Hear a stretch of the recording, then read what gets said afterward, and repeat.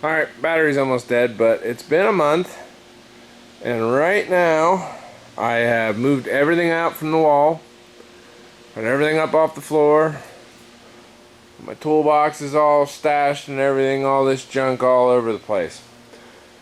But what we're going to do is we're going to go ahead and epoxy all of this.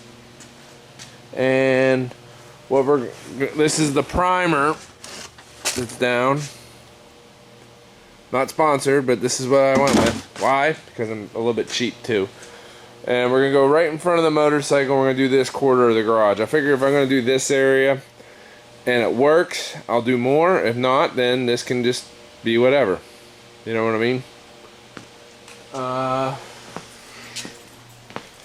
We got 2 cans of this epoxy seal. Hoping tonight it dries out. They said not to apply it when it's going to be less than 50 degrees, so I got the heater going. We're going to try to keep this garage up about 60 degrees, but I got to let this dry anyway. This is 2 coats of primer. I had enough out of that 1 gallon to do 2 coats, so that's why we're doing 2 coats.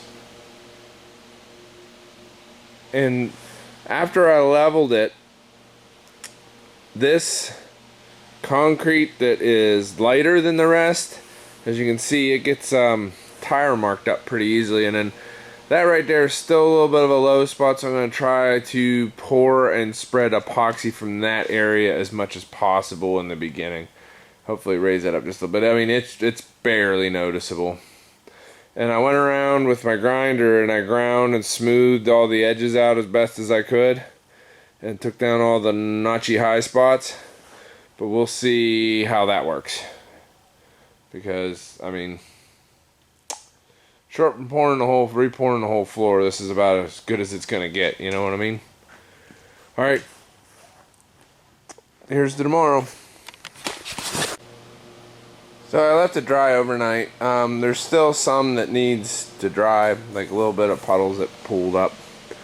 But you can definitely see the difference between the primered side and the not primered side. And they said it should get a texture like 50 grit.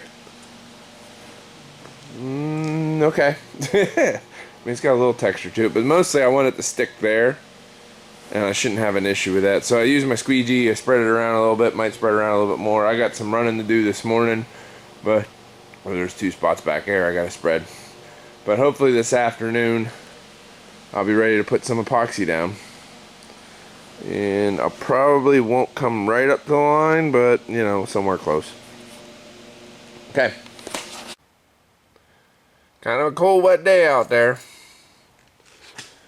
So let's get some work done in here.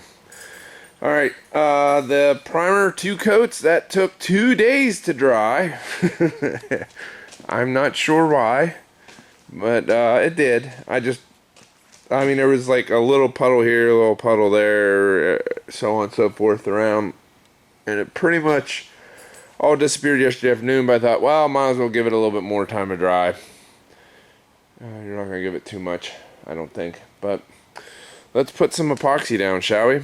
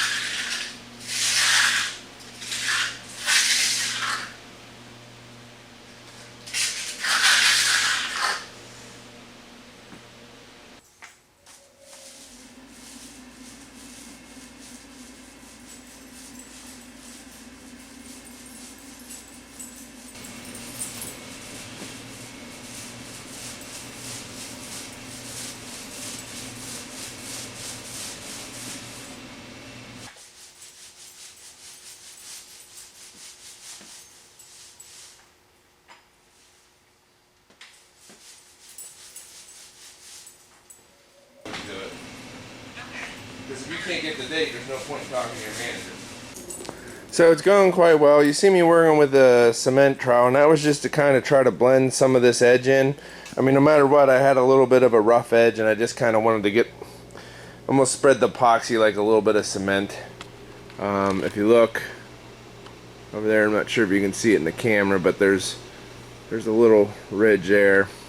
I might play with it some more here in a minute, but right now the pressing issue is, while I was painting this, my wife called, so I pulled my phone out of my pocket and I put it up so that she could talk to me, and right now it is right there on top of that carburetor. And I don't know how I'm gonna get it. Oh boy. Interesting. Yeah.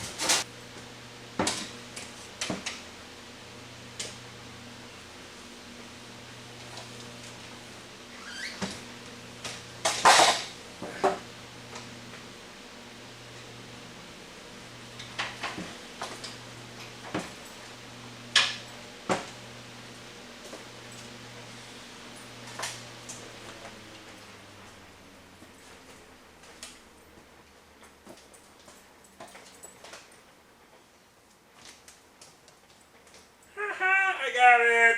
I hope you guys can see it.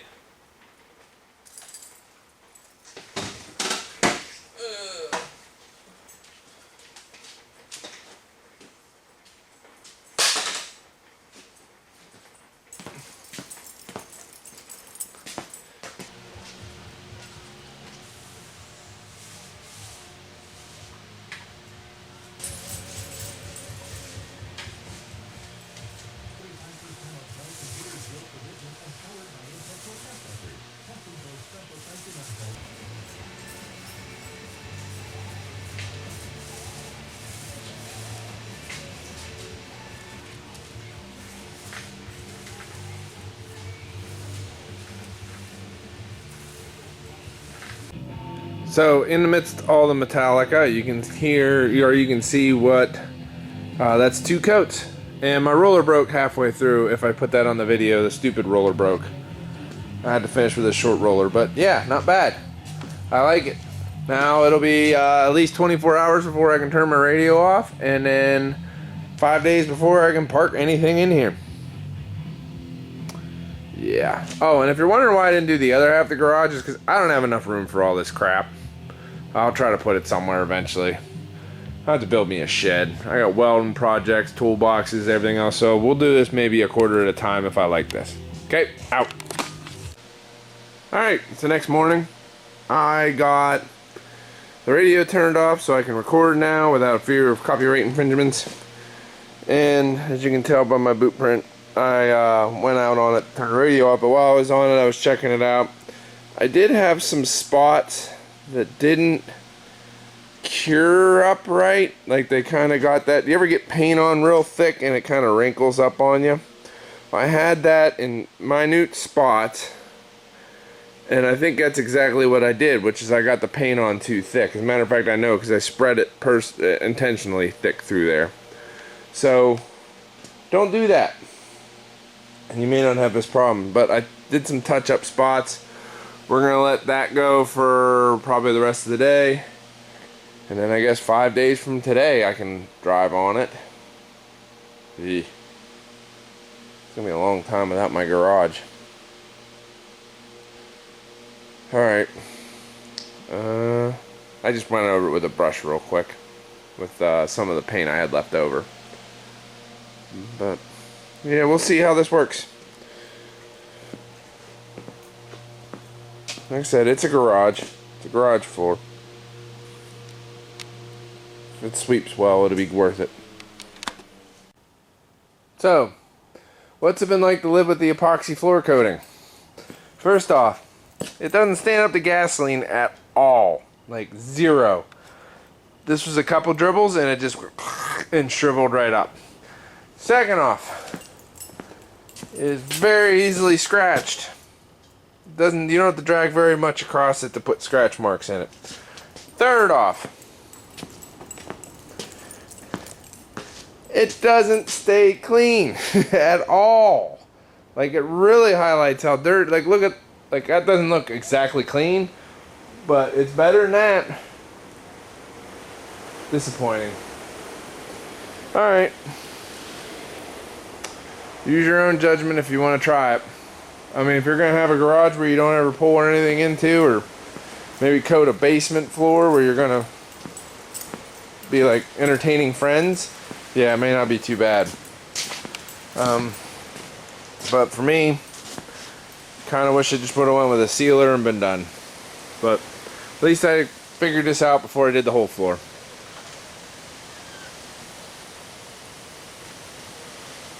The ghost in the rain. Alright, I got another four-wheeler to pull in, and I'm probably just gonna give up. For tonight anyway. Alright, bye. So, just a quick recap. It's been like 3 weeks since I put the flooring down, and I'm disgusted with it. It's horrible. Using the gentle setting on my pressure washer, apparently this stuff doesn't like water very well, because my four-wheeler was parked there, I pulled it out, there's a track, and there's a track going right out the door. That right there is from the hose. Freaking ridiculous. And those lines are from the hose, but this line is from the kickstand on that when I moved it out. I just wanted to get the garage clean. I wanted to get all the concrete and dirt off my car and off my bike. And yeah, debacle. Really not happy with this product. It's just not made for actual use. I mean, let's face it. I'm not sponsored by anybody. I don't do any of that. Completely unbiased video. And don't waste your money. Just don't. Get a regular concrete sealer and be done. Put it down. Call it done. Bunch of garbage. But anyway, in case you didn't notice, the garage does look a lot better. Move my workbench. Yay! There's my radio that would be on, but sadly YouTube demonetizes you for having your radio on. But yeah. But on the good side though,